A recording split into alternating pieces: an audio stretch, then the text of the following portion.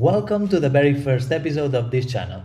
This channel is dedicated to Warcry Battle Reports, and we are going to learn, we are going to discuss, and most importantly, we are gonna have fun.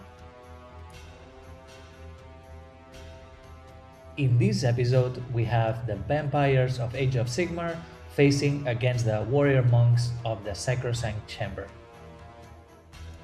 For the Soulblight Gravelords warband, we have selected the generic death battle trait. This allows you to reduce damage from an incoming missile attack. For the Sacrosanct Chamber, we have selected the generic Stormcast battle trait that allows you to reposition a miniature at the beginning of the game. Let's start reviewing the Gravelords warband. We have the Vampire Lord as the primary hero and Deintalos the Exile as the secondary hero. The Vampire Lord is more tanky and has synergy with skeletons, while Deintalos the Exile is a glass cannon that has synergy with the zombies. And let's continue with the non-hero units, starting with Vellas, a vampire from the Underworld's band, and the Barrow Guard unit, that is an elite unit that is going to add a lot of punch to the army. Last but not least, we have the trio of electric zombies that go with Deintalos in the same Underworld's warband and will naturally go in the same deployment zone due to the synergies. On the other side, we have the Stormcast warband with very simple, easy to get miniatures such as the Castigator-Prime and the Sequitor-Prime as the main hero and sub-hero respectively. And to complement the warband, we have a couple of Castigators and a Sequitor with a Greatmace. And this is how the warbands have been grouped.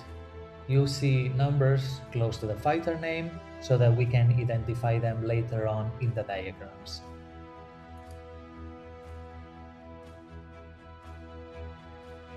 For the battle, we get the following deployment with the shield groups starting on the second round.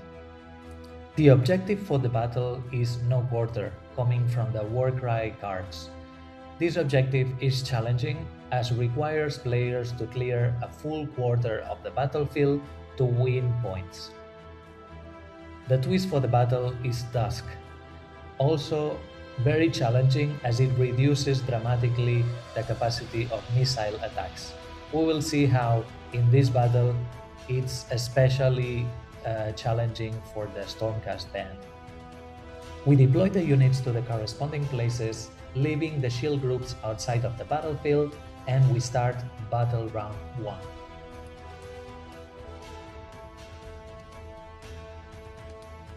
For the initiative roll, the Soulblight Gravelords score a double and 4 singles, while the Sacrosanct Chamber score 2 doubles and 2 singles.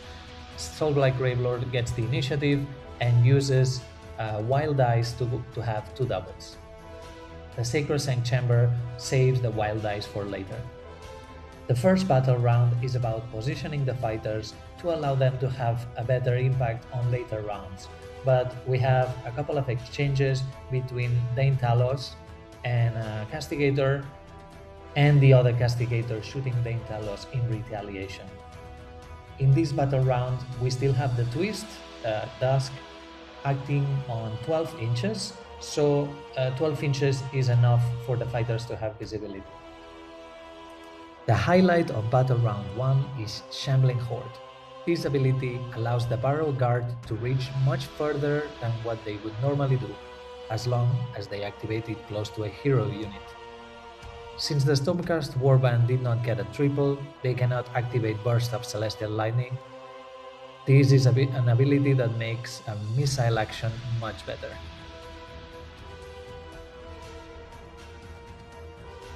And battle round 1 finishes with both players moving towards the quarters of the battlefield they want to control.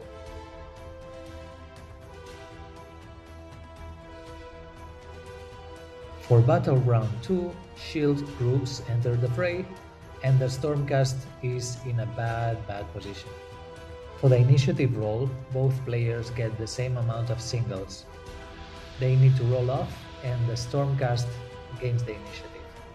The Sequitor with the Greatmace takes the first action, moves, and attacks Deintalos causing 17 wounds.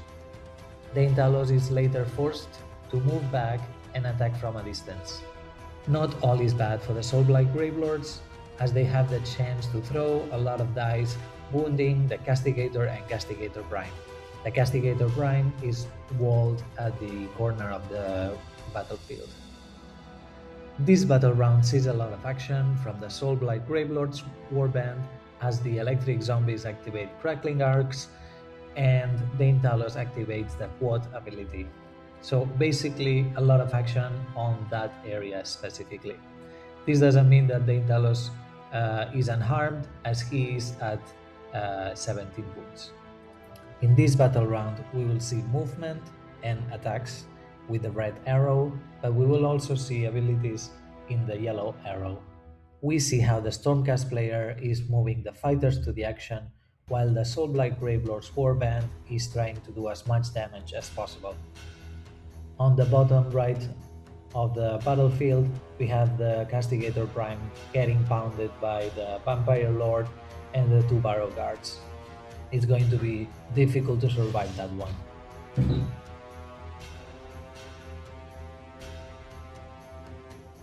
Battle Round 3 initiative roll is giving the initiative to the Stormcasts, as they only get a double and use a wild dice to make a triple.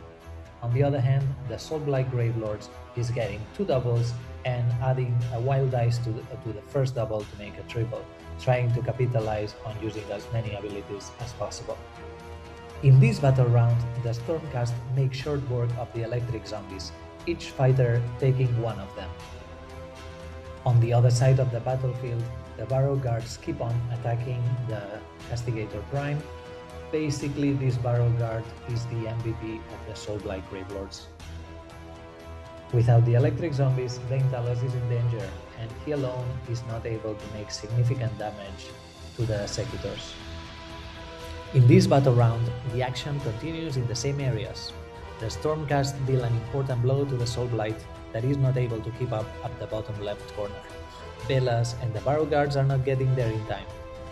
The twist, reducing visibility to 4 inches, makes the Castigator's range attack unusable. The result is 3 fighters down for the Soulblight Gravelords and the hero down for the Stormcast. The Vampire moves up and uses Summon Undead Minions to get back one of the zombies.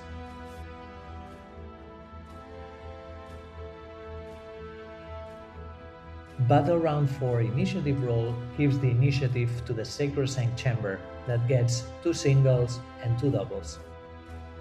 Because of a very difficult objective and despite all efforts, the positioning is also very important in this battle round. The players focus on winning as much points, or at least not losing the battle. From the beginning of the round, victory seems impossible for both players. For this reason, Battle Round 4 sees very little action, as players choose to move the fighters to have presence in every quarter of the battlefield and deny the control of the other player. Battle results in a draw. Both players are unable to control any quarter. A punishing combination of objective and twist stack the odds heavily against the Sacrosanct Chamber warband. With a low model count and without range attacks, in turns 3 and 4 especially, the Stormcast Eternals found the path to victory almost entirely blocked. However, the durability of the Stormcast warband turned a loss into a tactical draw. It is incredible to see how the simple Stormcast warband is able to compete with the more nuanced Soulblight Gravelords that has more tactical options. This is the end of the episode 1 of Warcry Battle Reports. Thank you for staying this long. We hope you liked it. Please like and subscribe and comment if you think we could have done things differently. Until next time.